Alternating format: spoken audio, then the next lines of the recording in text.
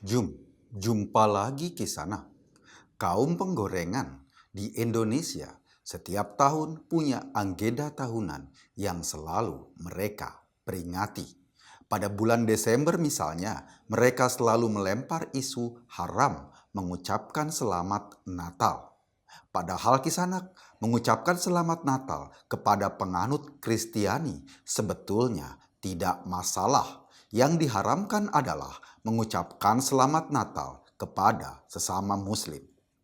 Sedangkan pada bulan Januari, kaum ini punya agenda mengharamkan trompet, perayaan tahun baru, dan kembang api.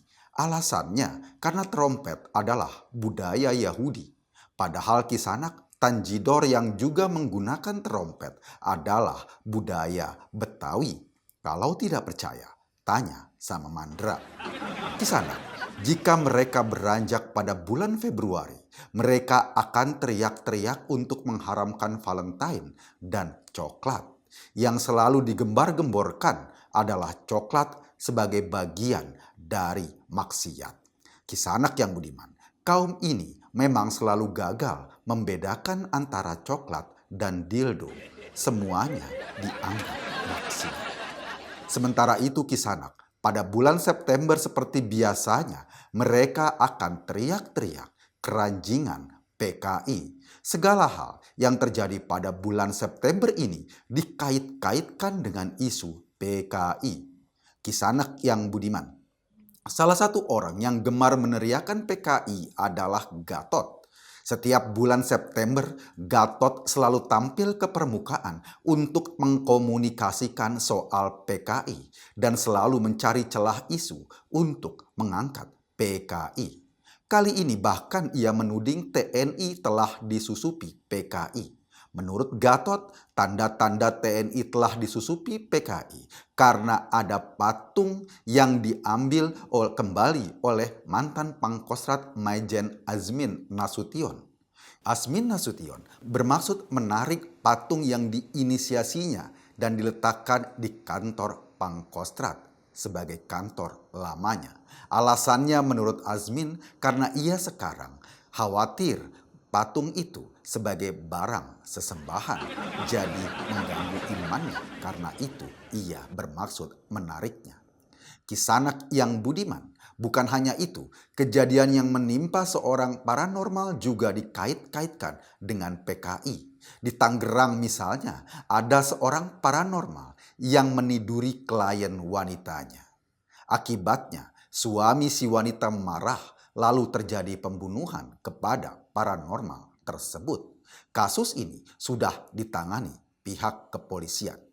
Kisanak yang budiman, karena sang paranormal sering memakai pakaian ala ustadz, berita yang digoreng oleh para penggila PKI ini adalah bahwa pembunuhan itu terjadi karena kebangkitan PKI. Kisanak yang budiman, yang sangat memiriskan hati, kasus ini dalam tayangan TV One malah ditayangkan bersama dengan lagu Gugur Bunga. Padahal Kisanak, bunga yang gugur itu adalah istri yang dicabuli oleh paranormal tersebut. Kisanak yang budiman, para pahlawan kita oleh TV One disejajarkan dengan paranormal cabul yang kini sudah melayang nyawanya. Tayangan itu begitu mengharukan, seperti saat kita menonton film SpongeBob episode Patrick kehilangan kerang ajaib. Puja kerang ajaib. Kulu kulu kulu kulu kulu.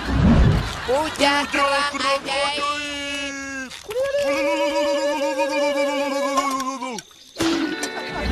Kisanak yang benar. Semua itu tampaknya dilakukan TV One karena ia ingin membungkus kasus kriminalitas biasa menjadi isu PKI. TV One memang berniat menjaring para penonton yang percaya dengan PKI. Padahal kasus yang sebenarnya adalah soal dukun cabul.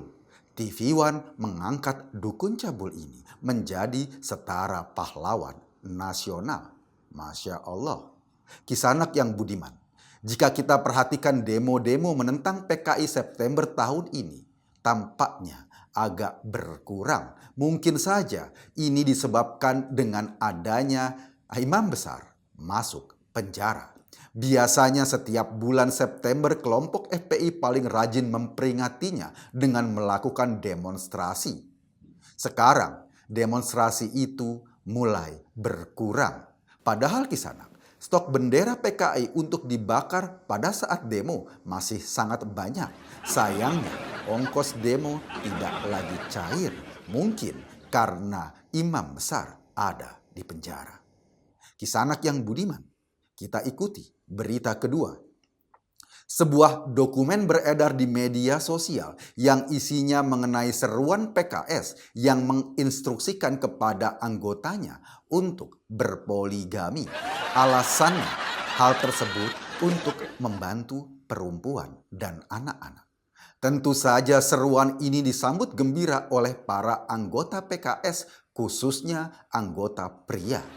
Kisanak yang budiman, atas seruan ini sepertinya akan membuat konflik organisasi PKK. Seperti kita ketahui, biasanya ketua PKK adalah istri para pemimpin daerah. Karena PKS adalah partai politik dan banyak anggotanya menjadi gubernur atau wali kota atau bupati, maka PKK di sana akan kerepotan. Jika seruan ini dilaksanakan, siapa yang paling cocok jadi ketua PKK di daerah tersebut? Istri pertama, istri kedua, istri ketiga, atau istri keempat? Kami sarankan kepada gubernur, wali kota, atau bupati yang orang PKS yang kebetulan berpoligami, istri-istrinya harus diajarkan hom pimpa halaihum gambreng agar mereka bisa memilih ketua PKK yang baik. Akibatnya Kisanak, mungkin saja ketua PKK bisa dijabat bergiliran, sama seperti giliran absensi para suami yang berpoligami. Kisanak yang benar. Dengan seruan ini, sepertinya banyak perempuan PKS yang mulai merasa insecure. Kita tidak tahu apakah kondisi ini menyebabkan klinik-klinik kecantikan hari ini mulai dibanjiri oleh para istri-istri anggota PKS. Sanak yang budiman, banyak pengamat beranggapan seruan ini semacam marketing partai untuk menarik simpatisan pria, terutama pria-pria yang gemar berpoligami. Bagi PKS, poligami adalah jalan ninjanya.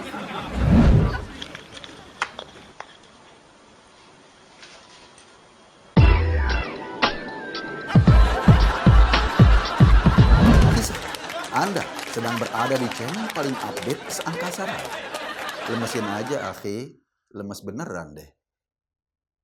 Terima kasih.